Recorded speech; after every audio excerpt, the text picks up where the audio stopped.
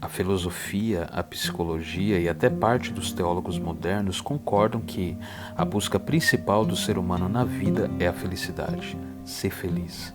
Nesse propósito de ser feliz, o homem faz o que for necessário para a autorrealização.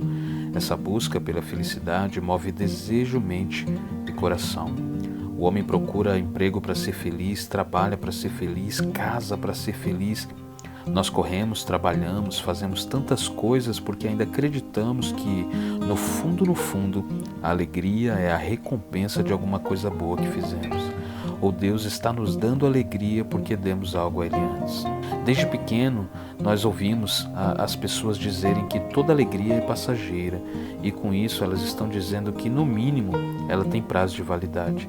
Se elas estiverem falando da alegria que advém das coisas, do salário, da posição de prestígio na empresa, então sim, essa alegria tem validade, mas não a alegria que vem de Cristo. Essa é eterna e não depende de subterfúgios. De que forma Deus nos dá essa alegria? Eu responderia, sem dúvidas alguma, que Deus nos dá essa alegria nos dando Ele mesmo. Não é recompensa por trabalho duro, é graça, é uma realidade em Cristo, não fora dele. Plena alegria, uma série de sermões expositivos na carta do apóstolo Paulo aos Filipenses.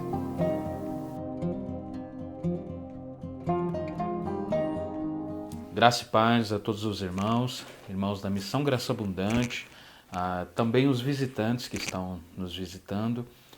Nós somos gratos a Deus por cada um de vocês, pela vida de cada um de vocês. Essa série nas quartas-feiras em Filipenses tem sido uma série muito especial, e especial não apenas para mim, mas para muita gente também. Nós temos recebido muitos feedbacks dos irmãos, né, a respeito do que Deus tem falado, da direção que Deus tem dado a algumas pessoas e como Deus tem curado também muitas pessoas. Então, meus irmãos, Jesus está vivo e a sua igreja também. Eu quero te convidar, enquanto algumas pessoas vêm chegando, para nós orarmos ao Senhor, para nós iniciarmos essa noite de estudo, né, com uma oração, nos dirigindo a Ele para que Ele venha tomar direção de tudo que nós iremos falar. Vamos orar ao Senhor? Pai, em nome de Jesus, nós te agradecemos por essa noite, agradecemos por tudo que o Senhor tem feito. Deus, obrigado pela sua palavra que continua, Senhor, nos movendo, continua, Senhor, nos dando direção, continua, Senhor, nos abençoando, nos exortando, consolando, edificando. Obrigado, Deus, porque a sua palavra é viva e eficaz. Quando ela é pregada, Senhor, genuinamente, Deus, nós só temos duas escolhas diante dela, Pai. Permanecermos a mesma pessoa e não considerarmos o que está sendo pregado e proposto, ou mudarmos, Senhor. Mudarmos com a ajuda do Teu Espírito, Deus. E é isso que nós queremos nessa noite, uma vez mais. Através da pregação do Teu Evangelho, Senhor, queremos mudar as nossas vidas. Queremos que o Senhor continue trabalhando em nós. Queremos que o Senhor continue operando em nossas vidas, Senhor, nos dando mais amor pelo Senhor, pela igreja, pela vida, por tudo, Deus, que o Senhor continue, Deus, trazendo ao nosso coração a plena alegria, a paz que advém de Ti, a paz, Senhor, que o mundo não pode nos dar, a alegria que o mundo e as coisas não podem nos dar. Está em Ti, Senhor, está firmada em Ti, está alicerçada em Ti. Que o Senhor nos dê essa paz, que o Senhor nos dê essa alegria e que possamos estar, Deus, neste lugar de dependência do Senhor, sempre, Deus, esperando em Ti, dependendo de Ti, adorando a Ti. Senhor, Tu mereces honra, Tu mereces glória, Tu mereces o louvor, Senhor. Tu és digno de toda adoração nessa noite. Que Tu sejas, Pai, através dessa palavra, glorificado, exaltado, que o Teu nome, Senhor, venha, Deus, ser exaltado sobre tudo e sobre todos. Deus, o que nos importa, Pai, não é, Deus, ouvir palavras de homens, o que nos importa é ouvir a Tua voz. Por isso, Deus, desconsidera, Deus, o pregador. Usa, Senhor, usa, Deus, a minha vida como instrumento em Tuas mãos. Usa, Senhor, a minha pequenez para demonstrar a Sua glória e o Seu poder. eu me entrego em tuas mãos, Senhor. Deus, que o teu Espírito, Pai, possa descer nessa casa, nessa vida, nesse irmão, nessa irmã, que o Senhor possa trazer novidade de vida, possa trazer alegria do céu, possa trazer renovação. Em nome de Jesus, coloca as suas mãos de poder e graça sobre nós nessa noite. Toma direção, é o que nós pedimos e agradecemos. Em nome de Jesus. Amém. Amém, meus irmãos. Jesus Cristo está vivo. A sua igreja está viva. O Espírito Santo está entre nós. Aleluia. Louvado seja o seu nome, Deus. Glorificado seja o teu nome. Nós te damos, Senhor, todo louvor, toda honra e glória. Nós nos submetemos totalmente ao teu Espírito. Glórias, glórias, glórias a ti. Tu és santo, Deus, santo, santo, santo. É o Senhor. Amém. Amém, meus irmãos. Se você puder abrir a sua Bíblia, Filipenses, capítulo de número 2. Hoje nós iremos iniciar o capítulo 2 de Filipenses. Nós vamos ler apenas 4 versículos hoje. Não pretendo me delongar. Será apenas uma introdução ao que nós iremos falar na próxima semana, tá? Então, se você puder abrir a sua Bíblia, Filipenses capítulo 2, do verso 1 ao verso de número 4, tá bom?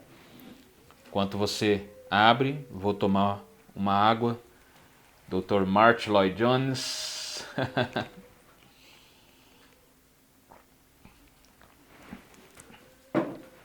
Filipenses capítulo 2, verso 1 ao 4. Então, meus irmãos, que alegria nós estarmos aqui expondo essa carta de Paulo aos Filipenses. Nós temos falado de muitos assuntos conforme nós temos avançado no estudo dessa epístola, mas no geral sempre temos enfatizado aquilo que o próprio apóstolo Paulo tem enfatizado aqui nessa epístola: a plena alegria que há em pertencer a Cristo e sermos os seus filhos. Essa palavra plena vem da palavra plenitude, que significa estar completo, né? Uma pessoa plena é uma pessoa completa, e assim nós estamos em Cristo. E assim é a alegria que advém de Jesus Cristo. Nossa alegria, ela não é momentânea, nossa alegria, ela não é passageira, nossa alegria é eterna e é plena. Por isso que nós colocamos o nome dessa série de Plena Alegria, porque é uma alegria completa que o mundo, as situações, as provações não podem arrancar de nós. Então nós consideramos já que essa alegria não significa necessariamente a ausência de sofrimento. Até porque o exemplo do escritor dessa carta é o mais especial de todos. Mesmo preso, Paulo ele já havia pregado para toda a guarda pretoriana e ainda assim diz que se alegra em tudo, porque sua alegria não estava na liberdade, estava em Cristo que o libertou da escravidão do pecado. Então Paulo, a alegria de Paulo, a alegria do apóstolo não estava na liberdade, até porque ele estava preso. E segundo os preceitos humanos, segundo essa visão humanista, né, de hoje em dia, Paulo não deveria estar alegre. Paulo não deveria estar contente, mas ele nos escreve essa carta, escreve aos Filipenses e a nós também, para que nós tenhamos alegria, tenhamos contentamento em Deus, não nas coisas. Então a alegria dele não estava no fato de ele estar solto, né, da liberdade dele. A alegria era Cristo. Então se Cristo estava no apóstolo Paulo, ele estava livre, não importava onde ele estivesse. Não importa se ele está fora ou dentro da prisão, uma vez que ele está em Cristo, ele está livre, ele está alegre. Paulo, de forma extraordinária e contrariando tudo e todos, era naquela situação o homem mais livre e o homem mais alegre do mundo. Por quê, meus irmãos? Por quê? Porque ele vivia de modo digno do Evangelho, confiava em Deus e não confiava em si mesmo. que nós possamos aprender com o exemplo do apóstolo Paulo e não confiarmos em nós, mas confiarmos na soberania de Deus, confiarmos de que Ele é conosco, de que Ele cuida de nós. A sua satisfação e prazer não era estar solto, gozando de riquezas e ostentação. Não. Para Paulo, satisfação, alegria, prazer estavam apenas em Cristo Jesus. Nada que esse mundo pudesse oferecer iria de fato preencher o seu coração de paz e da plena alegria. Somente Cristo. Solos Cristos é o grito da reforma. Então, meus irmãos, essa alegria, não apenas para Paulo, para nós também, ela está apenas em Cristo Jesus. Ela não está nas coisas. Então vamos ao texto, Filipenses 2, do 1 ao 4, está escrito assim: portanto, se existe alguma exortação em Cristo, alguma consolação de amor, alguma comunhão do Espírito, se há profundo afeto e sentimento de compaixão, então completem a minha alegria. Completem a minha alegria, tendo o mesmo modo de pensar, tendo o mesmo amor e sendo unidos de alma e mente. Não façam nada por interesse pessoal ou por vaidade, mas por humildade, cada um considerando os outros superiores a si mesmo, não tendo em vista somente os seus próprios interesses, mas também os dos outros. Aleluia! Que maravilhoso, meus irmãos, que texto incrível nós temos aqui diante de nós. Paulo, de novo, mais uma vez, está falando sobre unidade. A Escritura Sagrada, ela é viva e eficaz, de modo que não apenas nós a lemos, mas ela também nos lê. Isso faz com que venhamos nos moldar conforme a palavra de Deus e não de acordo com os nossos próprios interesses. E nesses versículos que nós lemos aqui, a palavra exortação é clara, né? Para considerarmos a unidade de Cristo, a unidade do corpo de Cristo.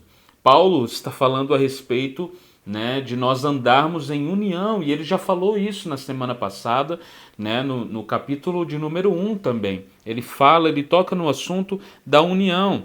Então, meus irmãos, é interessante isso daqui, né? E a exortação é clara para considerarmos a unidade do corpo de Cristo enquanto nós mantemos a humildade pessoal. A palavra exortação aqui, ela pode também significar conforto ou encorajamento, né? Muitas vezes a gente tem uma ideia errada, né? Ou uma ideia incompleta a respeito do que é exortação. Nós falamos exortação, as pessoas já pensam que é uma repreensão, né? Mas não é isso apenas. Essa palavra, exortação, ela pode apontar para um consolo, para um encorajamento também.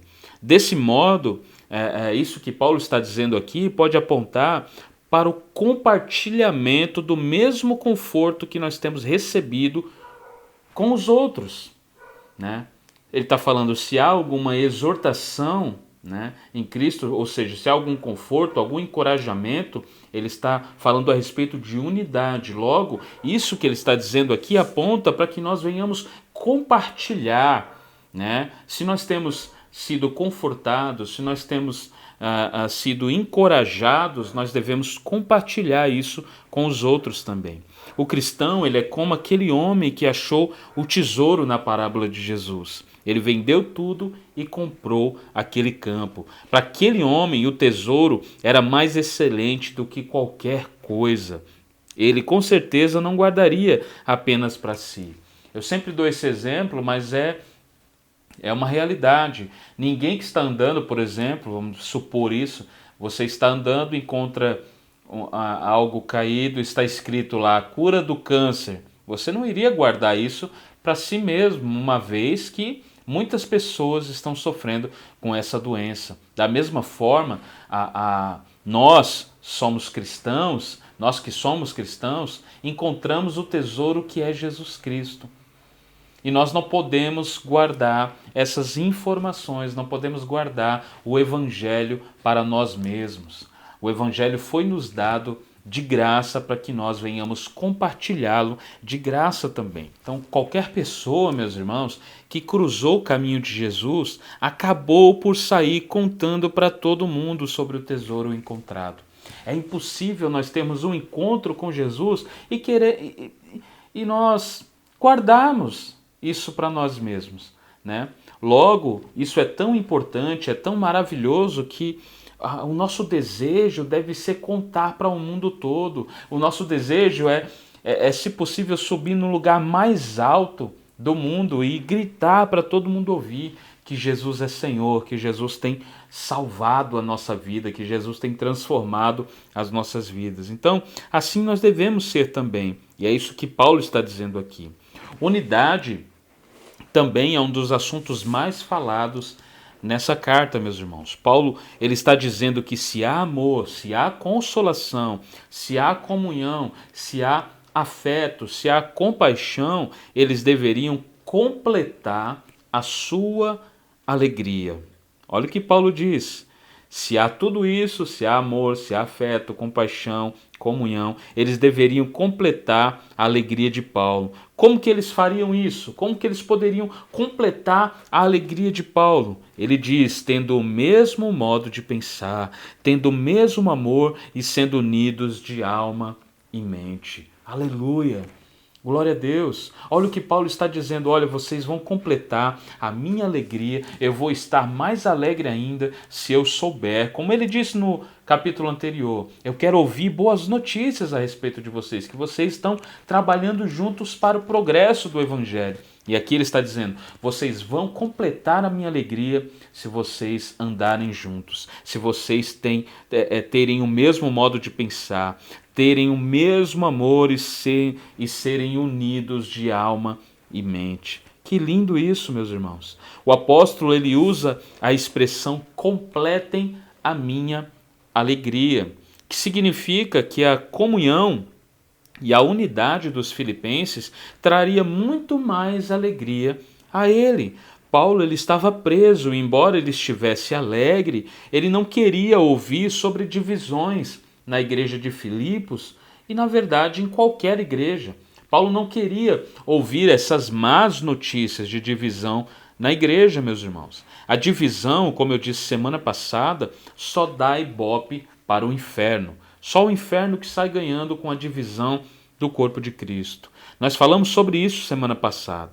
O diabo, ele vibra com a desunião da igreja, com a fofoca e essas coisas, etc. Então, quem ama a igreja de verdade, meus irmãos, lamenta essas situações de desunião. E não apenas lamenta e ora, mas ele exorta, ele corrige, como Paulo, né? Ele exorta, corrige a igreja para que ela venha olhar para Cristo. E Paulo tem sempre o modelo de Jesus Cristo como exemplo, né? Ele foi o mais humilde de todos os homens. Jesus nunca buscou a glória para si próprio.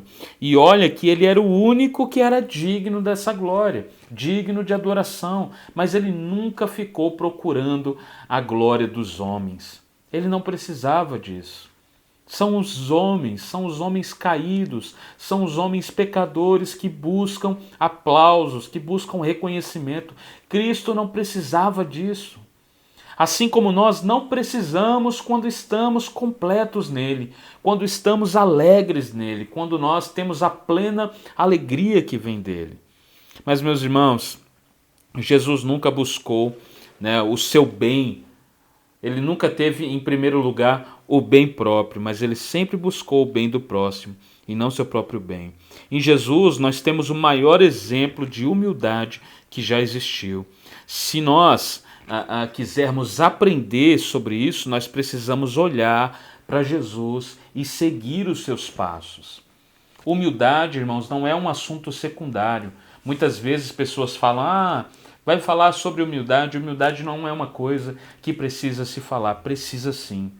É necessário nós falarmos sobre isso.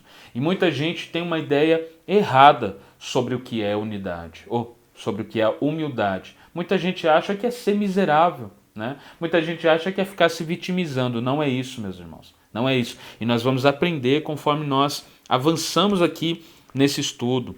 Nós sabemos que foi Epafrodito que levou as boas novas a respeito da da igreja de Filipos a Paulo.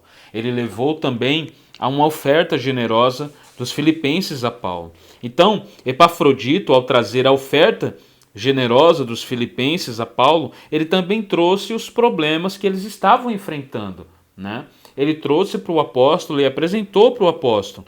Então, eles estavam enfrentando problemas, provavelmente, possivelmente, de divisão na igreja, como nós vamos ver um pouco mais à frente, né? Problemas exteriores, como os falsos profetas, e problemas interiores, como as divisões entre os irmãos que não estavam se entendendo, como nós iremos ver mais à frente.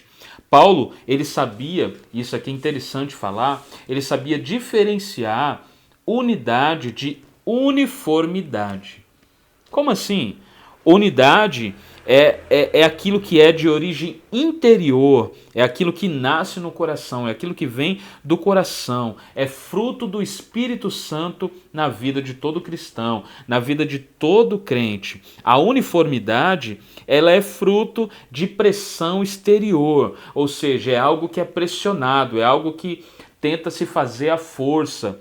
É uma unidade, né? Mas é com força, é com pressão, né?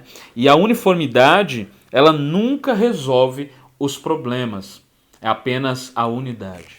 Por exemplo, se tem problemas de divisão e às vezes os líderes querem forçar não uma unidade, mas uma uniformidade, eles vêm com pressa, vêm com pressão, vem com ameaças, e a igreja, os problemas ficam um pouco, né, parece que foram resolvidos, mas isso dura pouco tempo.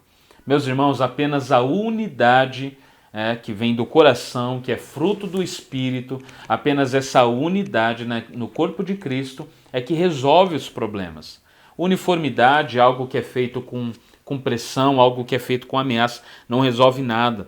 Paulo praticamente ele está dizendo que os problemas daquela igreja não seriam resolvidos com ameaças ou regras, ou seja, com a uniformidade, e sim com o coração humilde, encharcado com a simplicidade do Evangelho.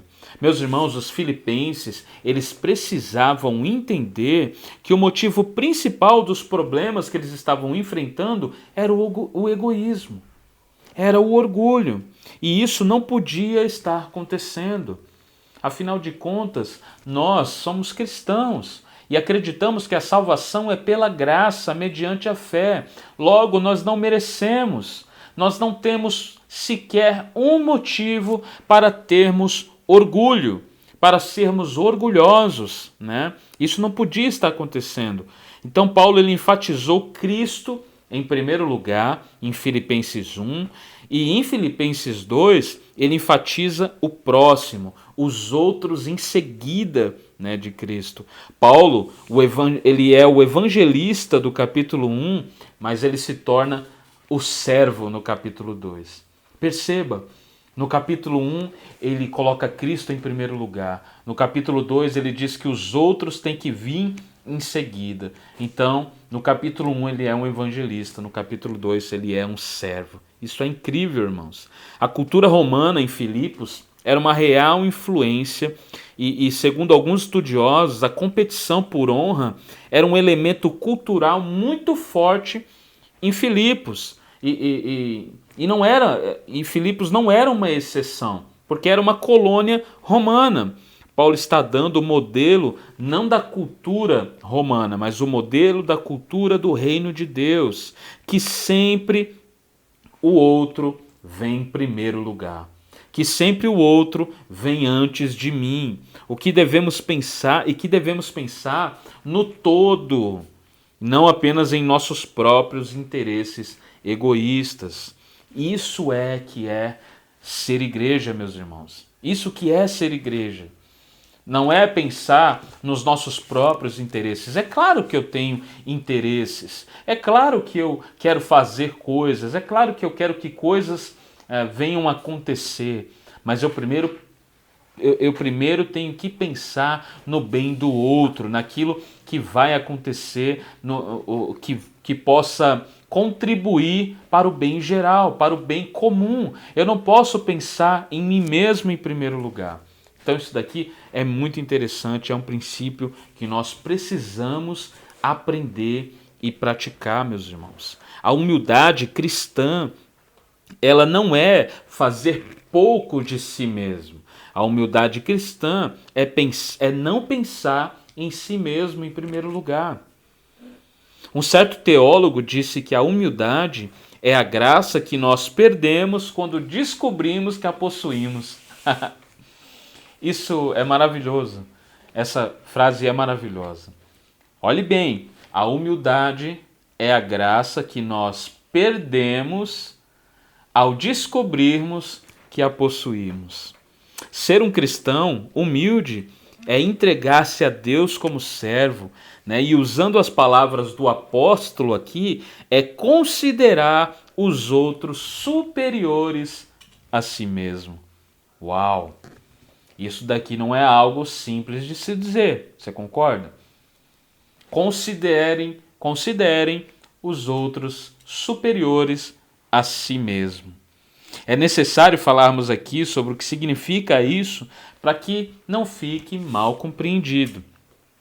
Esse considerar os outros superiores a si mesmo não significa ser capacho de ninguém, que isso fique claro, ok? Considerar o outro superior a mim mesmo não significa que eu vou ser capacho dessa pessoa, né? Então, isso aqui é necessário nós falarmos, meus irmãos. Agora, o que significa, então, é eu considerar os outros superior a mim mesmo? Quer dizer que eu vou ter que me submeter aos caprichos alheios? Não, não é isso. Significa pensarmos no próximo como pensaríamos a nosso respeito. Reconhecer a nossa miserabilidade em primeiro lugar. E em segundo lugar, reconhecer que Cristo tem trabalhado na vida do meu irmão. E que Cristo será glorificado na vida dele. E eu tenho, como cristão, como um membro do corpo de Cristo, lutar, fazer de tudo para que esse meu irmão ele seja edificado, que ele venha crescer na graça e no conhecimento. Eu venho em último lugar. Meus irmãos, se você entrou no cristianismo, se você entrou no evangelho, pensando que você seria o primeiro, pensando que você iria pegar o primeiro lugar do pódio, eu quero te dizer que não vai acontecer. Porque o primeiro lugar pertence a Cristo Jesus.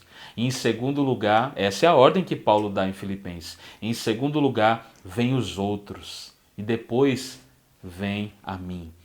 Então, isso daqui é um princípio que norteia todo o Evangelho e a vida de Jesus Cristo. O modelo de Jesus Cristo. Paulo vai dar o modelo de Jesus Cristo, nós iremos falar isso semana que vem, mas antes ele está dando aqui uma introdução sobre isso. Então, nós temos que trabalhar em conjunto com os nossos irmãos, considerando eles sempre superiores a nós mesmos, né? Sempre vendo o lado bom das pessoas, sempre olhando e reconhecendo a nossa falha, reconhecendo o nosso erro, reconhecendo os nossos próprios pecados.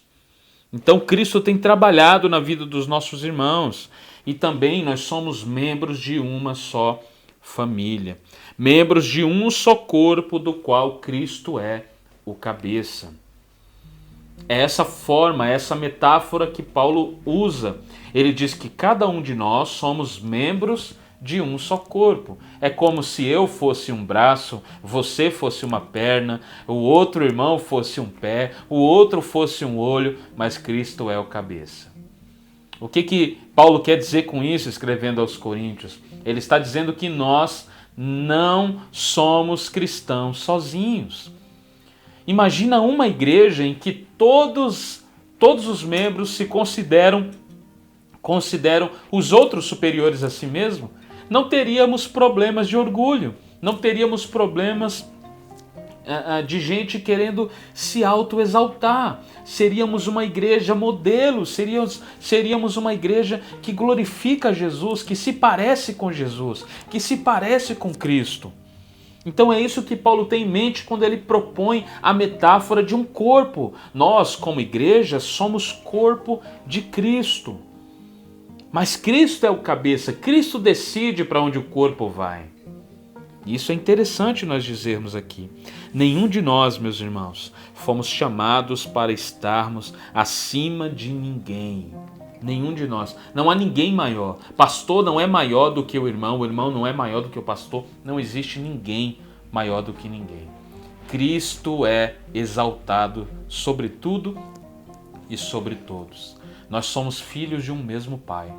Nós somos membros de um só corpo do qual Cristo é o cabeça. Aleluia. Só há um Deus, meus irmãos. E esse Deus não sou eu. Esse Deus não é você. Esse Deus é Jesus Cristo Todo-Poderoso. Mas o cristão humilde, ele sempre busca o bem comum. Ou deveria buscar o bem comum. E não apenas o seu próprio bem. Paulo, meus irmãos, ele era um exemplo vivo desse princípio que ele está aplicando aqui. Ele prezava mais pela alegria dos filipenses do que pela sua própria alegria. Você lembra que no capítulo 1, ele diz que, olha, ele estava ali meio incerto, né, sobre o que escolher, porque por um lado ele queria partir, estar com Cristo logo, mas por outro lado ele queria ficar e ajudar a igreja, em ser útil para a igreja. E aí o que ele fala? Olha, eu decido ficar com vocês, eu quero ficar com vocês para que vocês possam crescer e terem plena alegria, né, em Deus. Meus irmãos, então Paulo ele era um exemplo vivo desse princípio que ele está aplicando aqui. Considerem os outros sempre superiores a si mesmo. Ele prezava mais pela alegria dos filipenses do que pela sua própria alegria, ao preferir ficar com eles do que subir ao céu e encontrar Cristo, que é a alegria eterna. Meus irmãos, nós temos um exemplo no apóstolo Paulo. É por isso que ele fala, sede meus imitadores. Mas por quê? Porque ele era imitador de Cristo. Ele disse, sede meus imitadores como eu sou de Cristo. Que nós possamos imitar, não a Paulo apenas, mas a Jesus Cristo. Jesus é o nosso maior modelo de humildade. E concluindo, meus irmãos, como eu disse, seria uma mensagem rápida hoje. Concluindo aqui, cuidar dos interesses dos outros mais do que dos próprios é algo inteiramente contrário a este mundo, ao espírito deste mundo. Cuidar dos interesses dos outros mais do que o nosso é algo que é totalmente contrário ao espírito desse mundo. Nós vivemos em tempos humanistas. Há uma secularização incrível. Caminhamos para aquilo que os estudiosos chamam de pós-modernidade. Há alguns países que já são chamados de pós-cristãos. Porque Cristo parece que sumiu das universidades, não tem ninguém falando, o ateísmo tem crescido cada vez mais. Nesse mundo não há espaço para o amor ao próximo, nesse mundo só há espaço para o eu, para o meu bem, para o meu bem-estar, para a minha faculdade, para o meu carro, a minha casa, o meu dinheiro, o meu tudo. Mas Cristo nos chama a depender dele, Cristo nos chama a vivermos para o outro. Por que eu deveria ser alguém milionário e rico se eu não posso ajudar o outro? Por que eu deveria ter coisas se eu não posso compartilhar essas coisas? Por que eu deveria ter a plena alegria se eu não posso compartilhar com os meus irmãos, com os meus vizinhos, com os meus parentes dessa plena alegria? Meus irmãos, que nós possamos crescer nessa graça e nesse conhecimento. Mas aprendemos com Jesus aqui que o melhor não é ser servido, o melhor é servir. Jesus nos ensinou isso. Melhor é servir do que ser servido. que nós possamos andar nessa unidade que Paulo prega e Jesus quer que nós andemos. Isso só será possível se nós passarmos a cultivar a humildade cristã e a buscarmos viver como Jesus viveu. Lembra que Jesus, ao orar em João 17, ele faz um pedido, ele diz: Pai, que eles sejam um, como eu e o Senhor somos um também. Esse é o desejo de Jesus, a unidade do corpo de Cristo, a unidade da igreja.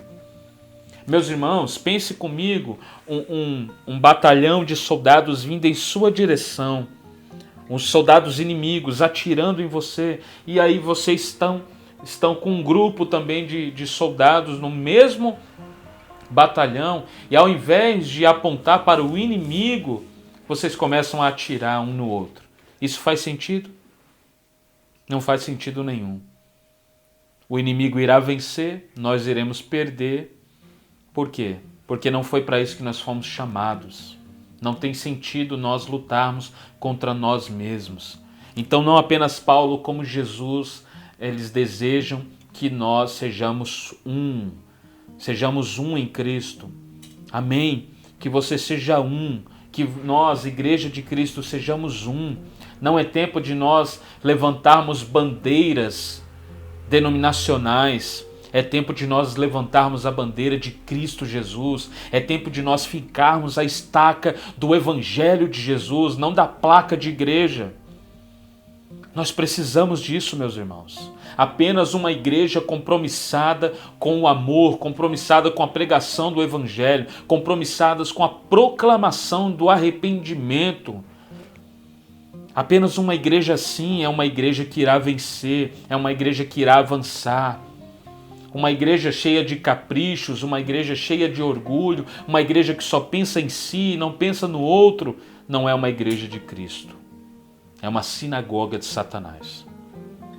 Que você possa pedir ao Senhor, que você possa crescer no Senhor dessa forma, que você possa dizer a Ele: Pai, me ajuda a ser mais humilde, me ajuda a considerar o meu irmão superior a mim mesmo, me ajuda a não colocar eu mesmo sempre como a pessoa mais importante, me ajuda a ser como Jesus. Meus irmãos, sejamos humildes como Ele. Semana que vem nós iremos falar do exemplo que Paulo dá de Jesus, e eu tenho certeza que isso mexerá muito com o seu coração. Muito. No mais, que nós possamos viver da forma que Cristo propõe para que nós vivamos. Para a sua glória, para a glória de Deus e para o bem de todos. Que Cristo seja engrandecido em nós e através de nós, para a glória do seu nome. Amém. Que você seja edificado, consolado, exortado por essa palavra e que você possa crescer no Senhor. Que você possa estar mais perto de Jesus, que você possa estar mais perto dos irmãos. Eu tenho pessoas, eu tenho amigos em todo tipo de denominação que você imaginar. Eu tenho amigos em muitos lugares. E tem gente que fala isso pra mim, né? Já teve gente que falou isso pra mim. Nossa, você tá em todos os lugares, você não liga em estar em lugares diferentes. Meu irmão, se Cristo não ligou, eu não estou propondo aqui, entenda, um tipo de ecumenismo cego, onde as heresias elas são desconsideradas, né? E apenas há ali um companheirismo falso. Não é isso que eu estou propondo. O que eu estou propondo aqui é que nós possamos nos estarmos unidos em Cristo Jesus, né? Pararmos de levantar a bandeira de denominação. Eu amo a igreja, eu amo a Missão Graça Abundante, mas a minha bandeira não é a Missão Graça Abundante, a minha bandeira é o Evangelho de Jesus. Eu posso estar falando do mesmo Jesus com os meus irmãos da Assembleia de Deus, com os meus irmãos da Presbiteriana, da Batista, da Metodista, não importa. A coisa que nos une é muito maior do que aquilo que nos divide. E o que nos divide geralmente são coisas secundárias. Meus irmãos, que nós possamos crescer em graça, em conhecimento, em unidade, porque Jesus está vivo e a sua igreja também. Vamos orar e agradecer. Pai, nós te glorificamos, exaltamos o Senhor, agradecemos por sua palavra.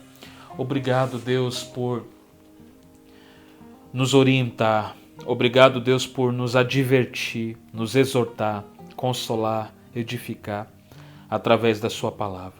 Obrigado por tudo que o Senhor tem feito.